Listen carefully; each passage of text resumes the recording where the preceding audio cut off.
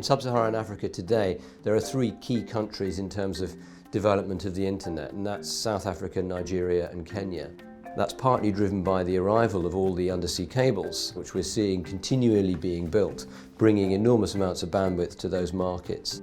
So we really see Kenya as one of the key components of internet growth in Africa over the next few years. LINX built its first exchange outside the UK in 2014 in the US.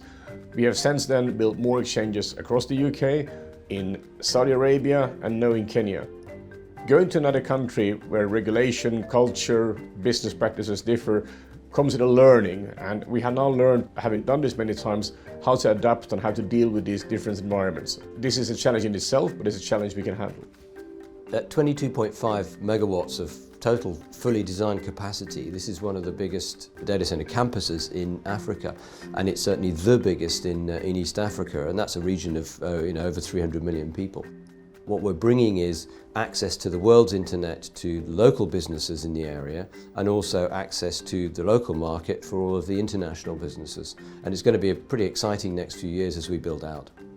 Working with Helios as our key investment partner, that's really helping us to develop the existing campus and to look further afield, to open a second campus, to look at expansion across Kenya and across the wider region.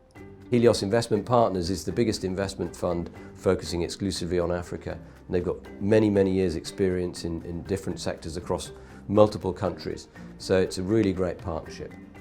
Building LINX Nairobi has meant that we've had to deal with the local regulation, business environment and practices, which is different for every country we go to. Having done this in other countries, we expected this, we know this, and sometimes things take longer than you wanted to because you're very eager to launch a new exchange, but very much part of doing business in other countries to understand their customs and regulations and work with them on this. And that's something we learned to do with the experiences we built up over the years.